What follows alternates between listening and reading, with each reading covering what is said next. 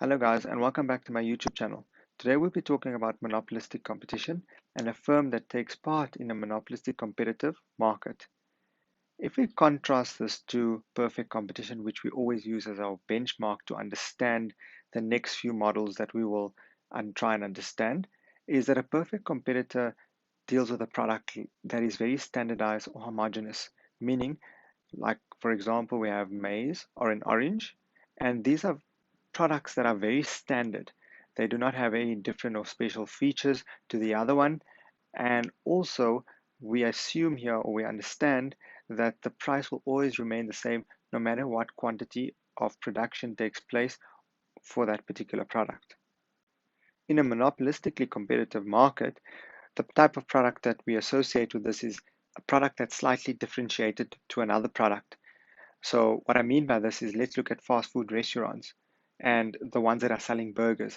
They're all selling burgers, but they're slightly differentiated on the taste or the look of the burger. The same thing we can look at is the cell phone market. Dealing with cell phones, which is a very standardized product, but because different companies have different features that they associate with their product, it makes the product slightly differentiated. Another example is, let's say, athletic wear, where Nike, Adidas, Puma compete with each other based on the distinct features of their product. Still dealing with, for example, a shoe, but now the product is slightly differentiated, and we assume here that the monopolistic competitive firm always sells their product based on a slight differentiation. So if we have to look at the demand curves for the perfect competitor and how it differs to a monopolistic competitive firm, we can see here that we have a downward sloping demand curve and a downward sloping marginal revenue curve. This now tells us that, for example, if a monopolistic competitive firm like Nike were to decrease their prices on their products, they would receive an extra demand for their product. Likewise, if they were to increase the price, then people will buy another type of product that is similar to the Nike range that they're currently selling at. So here, our demand curve changes from an elastic demand curve, like we had in perfect competition, and now it becomes our normal standard demand curve, which is downward sloping. Okay, so just a quick example, like I showed you in my previous video on perfect competition, we see here that we have quantity, price, total revenue, and marginal revenue. And the reason the marginal revenue curve also down is not the same now as the demand curve, we can see here with an example. So we have price times quantity is equal to total revenue. So if we just fill that in, we'd get these values here. And then if we have to do marginal revenue, remember marginal revenue is equal to the change in total revenue over the change in quantity. So if we calculate that, we can see here now that when we have the demand curve, which is the same as the price curve, right, we can see that our demand curve is slightly less. So let's look at, for example, quantity 1, we have 8 units. So we'll start our marginal revenue curve at 8 units as well. But then as we move down, so we go to 7, 6, 5, 4, 3, right? We look to the right hand side at the same level, we've got 6, 4, 2, 0, and minus 2. So that means that the marginal revenue curve will be drawn slightly differently to our demand curve. Okay, so now that you understand that in a monopolistic and competitive market, we have a demand curve and marginal revenue curve which is not equal to each other and it's downward sloping as compared to a perfectly competitive firm which had the demand curve is equal to your marginal revenue curve, is equal to average revenue, and is equal to your demand curve or your price.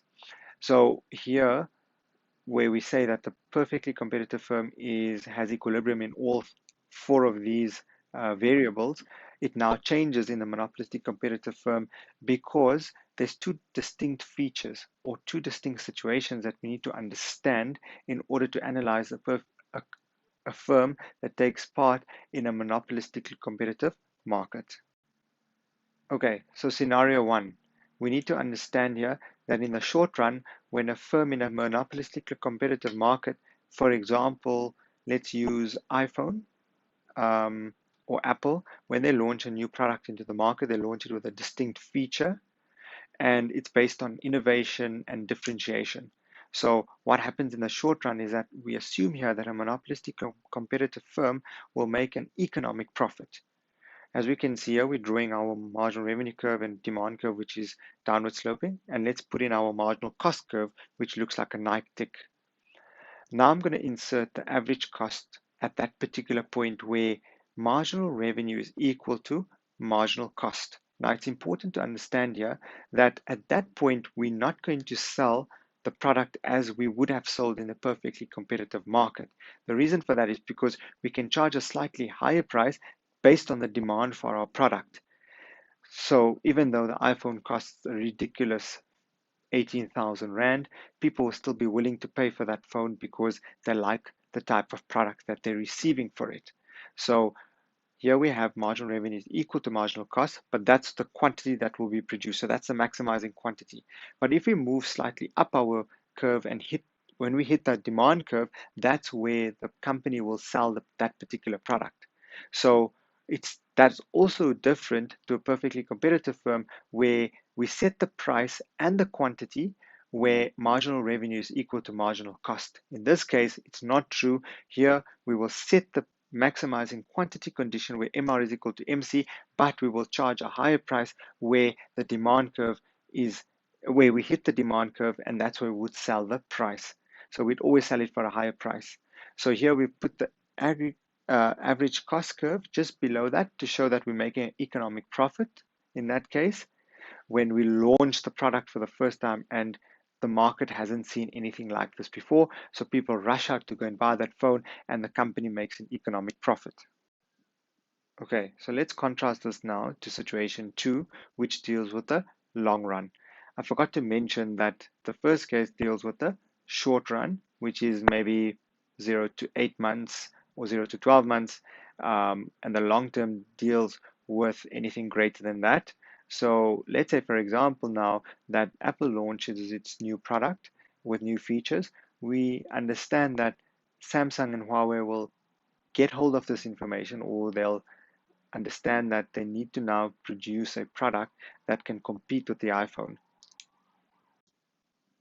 So what they do is, let's say, for example, they launch a phone that can compete with iPhone, and now we understand that consumers now will rush out to buy that product as well because they now look, oh my God, this has a new feature, let's go and buy this product.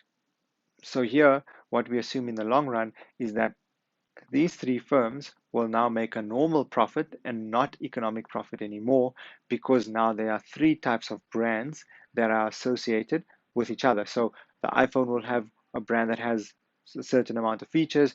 The Samsung and the Huawei will also have similar features that can compete with the iPhone. So now people have a choice between the three different types of products. So they're not only forced to buy a particular phone because it has that feature. We can now have our decision made on the different prices that those particular phone companies are charging for their particular phone, and we can now basically have a choice. So what happens is, in the short run, we assume here that a monopolistically competitive firm will act as a monopoly in the short run, but in the long run, because now other competitors launch their products as well into the market, we assume here that it acts as a perfect competitor. So what happens is that the profits now decrease to normal profits and not economic profits as in the short run. Another important thing is that if you look at the normal profit, we don't mean that the firm will make no profit. It just means that they'll still be able to pay their staff, still make a profit, but they won't make an economic profit, which is above what the market is actually allowing you to make at that particular time. So to recap, a monopolistic competitive firm has features of a perfect competitor and a monopolistic firm by, in the short run, acting as a monopoly by having a very special or differentiated product in the market that nobody has at the moment. But in the long run, when other competitors launch their products to compete with the existing product, then we assume here that it acts as a perfect competitor, and here it will make a normal profit because there are other products available on the market that can compete with that particular product.